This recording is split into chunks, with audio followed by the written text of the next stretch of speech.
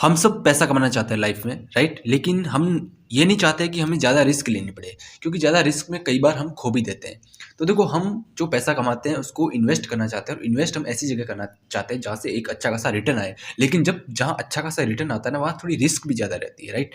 तो रिस्क कम कैसे हो, इसके लिए इंटेलिजेंस इन्वेस्टर्स के लेखक बेंजामिन ग्राहम कहते हैं अपनी बुक में कि हमें लॉन्ग टर्म वैल्यू को समझना होता है। यानी कि अगर हम स्टॉक मार्केट में इन्वेस्ट करना चाह रहे हैं तो हमें एक अच्छा नॉलेज होना चाहिए, हमें एक इंटेलिजेंस होनी चाहिए। जब इंटेलिजेंस हमें होगी तो ही हमें फ़ायदा होगा, अदरवाइज हम अपना पैसा खो भी सकते हैं, लॉस भी कर सकते हैं।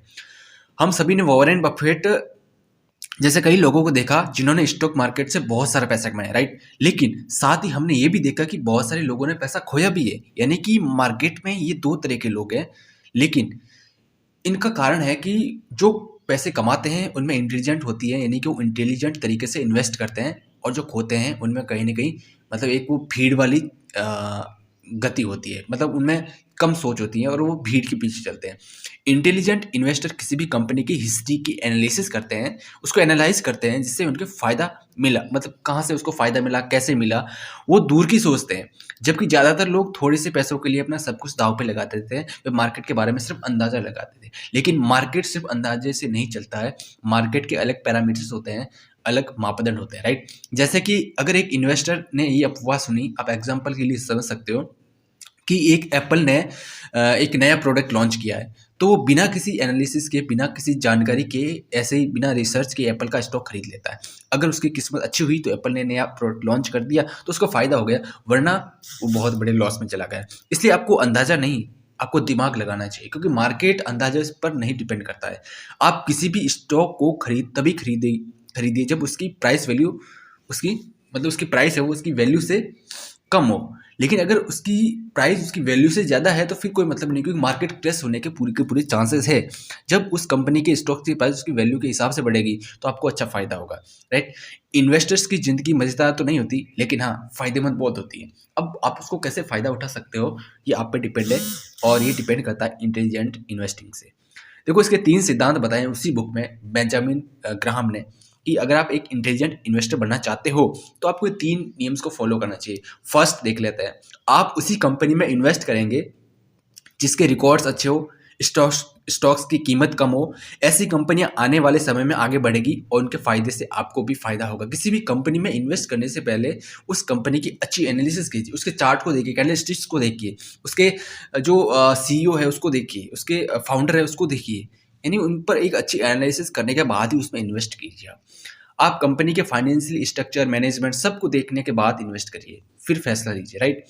दूसरा है, आप एक ही कंपनी में अपना सारा पैसा कभी मत लगाइए। ये बहुत बड़ी गलती करते हैं, बहुत बड़े इन्वेस्टर्स गलती करते हैं। बहुत सारे एक्सपर्ट्स ये कह चुके हैं कि एक कंपनी में कभी पैसा मत लगाओ। 10 अपनी इनकम का 10% लगाओ, और वो भी अलग-अलग कंपनी में लगाओ, ताकि अगर एक कंपनी फेल भी हो गई, कहीं घाटे में चली भी गई, राइट, उससे अच्छा रिटर्न नहीं भी आया, लेकिन बाकी की 9 से आएगा। अगर 9 से भी नहीं है तो 8 से तो आएगा, 7 से तो आएगा। तो अलग-अलग कंपनियों में इन्वेस्ट करो, सिर्फ एक कंपनी में कभी इन्वेस्ट मत करो, क्योंकि ज़्यादातर लोग यहाँ पे ये गलती करते हैं। और थर्ड है कि आप पैसों के पीछे मत भागिए। पैसे के पीछे भागना आपको लालची बना देगा, जिससे आपकी सोचने की क्षमता खत्म हो जाएगी और आप एक ही साथ बहुत सारा पैसा बनाने की लत की वजह से अपना बहुत सारा पैसा गंवा सकते हो। आप अपनी ज़रूरत के हिसाब से इन्वेस्ट कीजिए, न किसी स्टॉक ब्रोकर से मुकाबला करने के लिए। अगर आप किसी से मुकाबला कर रहे हो, यानी कि किसी स्टॉक ब्रोकर से मुकाबला कर रहे हो, तो कहीं न कहीं आप गलत साबित हो सकते हो टाइम के साथ में। हो सकता है आपको फ़ायदा हो और एक टाइम ऐसा आए कि आपको बहुत बड़ा लॉस झेलना पड़ जाए, राइट? इसके अलावा अगर आपको स्टॉक मार्केट से फ़ायदा लेना है, तो आपको कुछ ऐसे फैक्ट्स भी आपको ध्यान होने चाहिए, जैसे कि आप एक ही कंपनी में कभी पैसा मत लगाइए, आपको पहले भी बताया जा चुका है। सेकंड, मार्केट कितना भी नीचे क्यों ना जाए, वो हमेशा ऊपर की ओर ही बढ़ता है, क्योंकि मार्केट का रूल है, जाएगा कहाँ? मार्केट एक बार नीचे भले ही जाओ, लेकिन वो आएगा तो ऊपर ही, राइट? तो आप वेट कीजिए, आप कंपनी के पिछले 10 साल के रिकॉर्ड्स को देखिए, आप उसकी अर्निंग्स, डिविडेंड्स और जो उनका इन्फ्लेक्ट होता है, वो सारे चीज़ों को देखिए, आप उनकी रेट को देखिए, उनके एवरेज प्राइस राइज़ को देखिए, कैलकुलेट कीजिए। ये सारी चीज़ें आपको अगर नॉलेज होगी, तो आप बेहतर रिटर्न्स ले सकते हो। आप भीड़ के साथ कभी मत भागिए, भीड़ के साथ चलना बंद कीजिए। इसी जो बेंजामिन ग्राहम है, उन्होंने इंटेलिजेंस इन्वेस्टर बुक में कहा कि मिस्टर मार्केट होता है ना, वो बहुत ही घातक साबित हो सकता है। मिस्टर मार्केट वो होता है कि वो भीड़ के पीछे चलता है, राइट? यानी कि वो भीड़ में चलता है। इसके अलावा कुछ एंटरप्राइजिंग इन्वेस्टर्स भी होते हैं राइट मार्केट में, जो अप्स एंड डाउन्स पर ध्यान ही नहीं देते हैं। ज़्यादातर लोग मार्केट में ट्रेडिंग करते तो हैं, लेकिन वे प्राइस थोड़ी सी क्या गिरी कि सारा का सारा एकदम पूरा पूरा बेच दिया। यानी कि वो सिर्फ निकलने की सोचते हैं, वो लॉस उठाने की सोचते ही नहीं है। वो चाहता है कि यार हमें कम से कम लॉस हो और वो बेच देते हैं, क्योंकि उनको पता ही नहीं होता है कि स्टॉक मार्केट एक्चुअल में है क्या। क्योंकि बहुत सारे लोग जब प्राइस डाउन जाती है तो वहाँ से खरीदते हैं, अपने बेचते हैं, लेकिन वो लोग थोड़ा सा प्राइस डाउन गया और बेच देते हैं, फिर प्राइस ऊपर आती है तो वो खरीदते हैं। इस वजह से बहुत बड़ा लॉस हो जाता है, क्योंकि प्राइस ऊपर आने के बाद फिर प्राइस डाउन जाने वाली है, ऊपर नहीं चढ़ने वाली है, क्योंकि उसका उसकी वैल्यू से ज़्यादा प्राइस हो जाती है। तो फिर कहीं ना कहीं उनको लॉस झेलना पड़ता है। स्टॉक की कीमत बढ़ते ही सबकी तरह उन्हें पैसे लगाने लगते हैं।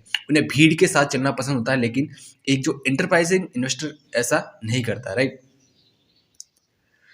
आपको यू एक सॉरी आपको यूएस हाउसिंग बबल की एक घटना याद होगी। जब हाउसिंग की कीमत बढ़ने लगी तब सभी लोगों ने बिना सोचे समझे उसमें बहुत सारा इन्वेस्ट किया। उन्हें मतलब अंदाजा भी नहीं था कि उनकी कीमत, उनकी जो वैल्यू है हाउसिंग की, उससे ज़्यादा हो गई है।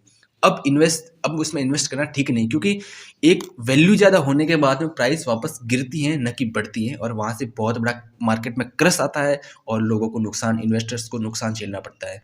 इसलिए जो मिस्टर मार्केट है वो बिल्कुल भरोसे के लायक होता ही नहीं। आप मिस्टर मार्केट पे भरोसा मत कीजिए। आप एक एंटरप्राइजिंग इन्वेस्टर बनिए। अपने पोर्टफोलियो को समय समय पर चेक करते रहिए, कंपनी के स्टॉक प्राइस पर ध्यान दीजिए। अगर आपको लगे कि कंपनी का मैनेजमेंट ठीक नहीं है, या सही से नहीं चल रहा है, फाइनेंशियल कंडीशन ठीक नहीं है, या उसकी प्राइस उसके वैल्यू से बढ़ गई है, तो अपने स्टॉक्स को बिना समय गंवाए बेच दीजिए। आप लो मार्केट में स्टॉक्स खरीदिए, जैसे कि याहू ने 2002 में इंकतामी कॉर्प को सिर्फ $1.65 प्रति शेयर खरीदा था। इंकतामी जो कॉर्प की कीमत उससे पहले $231 प्रति शेयर थी।